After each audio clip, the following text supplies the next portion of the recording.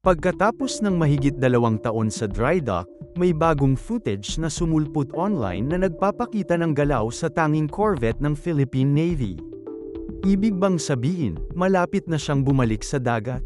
At habang hinihintay natin ang balitang yon, mayroon ding bagong notice of award na lumabas mula sa Philippine Coast Guard, pangalawang order na para sa remote control weapon station mula sa isang kumpanyang Espanyol. Sa video na ito, pag-uusapan natin ang dalawang malaking balita na kasalukuyang pinag-uusapan ng mga defense enthusiasts dito sa Pilipinas. Kung interesado ka sa Philippine Navy at sa Philippine Coast Guard, huwag munang lumipat ng channel. Bago tayo tumuloy, kung bago ka pa lang dito, huwag kalimutang mag-subscribe at i-on ang notification bell para hindi ka mahuhuli sa mga susunod na update. Una sa ating balita, ang BRP Conrado Yap PS-39, isa sa mga pangunahing corvette ng Philippine Navy. Ito ay dating Pohang-class corvette na itinurn over mula sa Republic of Korea Navy noong 2019. Bagamat hindi ito ang pinakamalaking barko ng hukbo kumpara sa ating mga frigate at landing docks, naging napakalaking tulong nito dahil ito ang isa sa mga unang barko natin na may modernong kakayahan sa anti-submarine warfare, ASW. Tatak sa ating mga kababayan ang barkong ito dahil sa mga matagumpay nitong misyon at pagpapatrolya sa West Philippine Sea, partikular sa paligid ng Recto Bank at Kalayaan Island Group, isang matibay na simbolo ng ating patuloy na pagprotekta sa teritoryo ng Pilipinas. Ngunit sa loob ng mahigit 2 taon, nasa dry dock ang barkong ito para sa malawakang pag-aayos. Ibig sabihin, sa mahabang panahong yun, wala tayong available na corvette na maaaring gamitin para sa patrol o operasyon sa dagat, at kailangang umasa ang Navy sa mas maliliit na barko para punuan ang puwang na naiwan nito. Ngayon, may bagong video na kumalat sa social media na nagpapakita ng BRP Conrado Yap habang ito ay hinihila palabas mula sa shipyard. Ito ay isang malaking senyales, dahil kadalasan, kapag inilalabas na ang isang barko mula sa dry dock, ibig sabihin, malapit na itong matapos ang proseso ng pag-aayos, o ililipat lamang ito para sa susunod na hakbang ng sea trial. Ang tanong ngayon, seaworthy na ba ulit ito? Dapat nating tandaan na ang pagiging seaworthy ay hindi lang basta-basta. Kailangan munang dumaan ang barko sa sea trials, kung saan susubukan ang makina, mga sistema, at kabuuang kalagayan nito bago ito idineklarang handa ng bumalik sa aktibong serbisyo. Isa pang bagay na dapat nating isaalang-alang, kapag ang isang barko ay pumapasok sa ganitong kahabaan ng dry dock period, kadalasan hindi lamang basic repair ang ginagawa rito, sinasamantala rin ng mga Navy ang panahong ito para gumawa ng mga upgrade, halimbawa sa radar system o sa weapon system. Kung ito ang nangyari sa BRP Conrado Yap, posibleng mas malakas at mas moderno ito kapag ito ay bumalik sa aktibong serbisyo.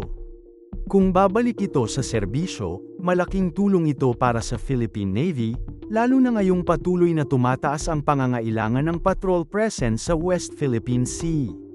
Wala pa tayong opisyal na kumpirmasyon mula sa Navy kung kailan ito eksaktong babalik sa aktibong duty, pero ang paglabas nito mula sa dry dock ay magandang senyales na malapit na ang katapusan ng mahabang proseso ng pag-aayos. Dapat din nating tandaan na habang wala ang BRP Conrado Yap sa aktibong duty, hindi rin biglaan tumigil ang Navy sa pagpapatrolya sa West Philippine Sea.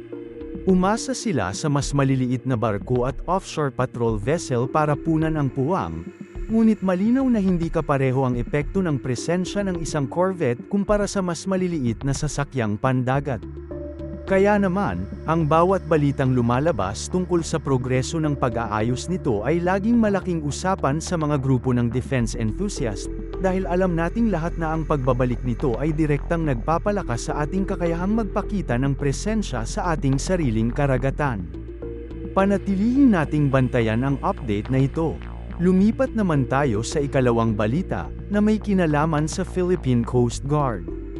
Ayon sa post ni Herbie, isang Filipino defense enthusiast na kilala sa pagsubaybay sa modernisasyon ng Philippine Coast Guard, may bagong Notice of Award document na lumabas at kumalat online. Ayon sa dokumentong ito, Muling nagwagi ang kumpanyang Espanyol na Escribano Mechanical and Engineering, o mas kilala bilang EM&E, para sa panibagong kontrata ng 6 na unit ng 12.7 mm na Remote Control Weapon Station, o RCWS. Mahalaga ito dahil ito na ang pangalawang order para sa parehong klaseng weapons system. Noong nakaraang buwan unang nalaman na muling itong nanalo, at ito ngayon ang formal na kumpirmasyon. Para saan ba ito?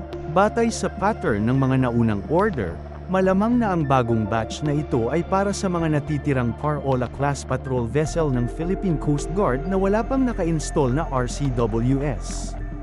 Ang Par-Ola class ay isa sa mga pangunahing klase ng patrol vessel ng Coast Guard, ginagamit para sa maritime law enforcement, search and rescue, at pagbabantay ng ating mga karagatan. Ang pagkakaroon ng RCWS dito ay malaking dagdag sa kanilang kakayahang protektahan ang sarili, lalo na kung sakaling may harapan sa dagat. Bilang konteksto, ang RCWS ay isang sistema kung saan maaaring kontrolin ng operator ang baril nang hindi na kailangang lumabas o direktang harapin ang panganib. Sa halip, gagamitin niya ang isang console na konektado sa camera at sensor na nakakabit sa baril mismo. Malaking hakbang ito para sa kaligtasan ng mga tauhan ng Coast Guard. Kung babalikan natin, ito na ang ikalawang order ng RCWS ngayong taong 2026, at parehong panalo ang EM&E sa unang at ikalawang kontrata.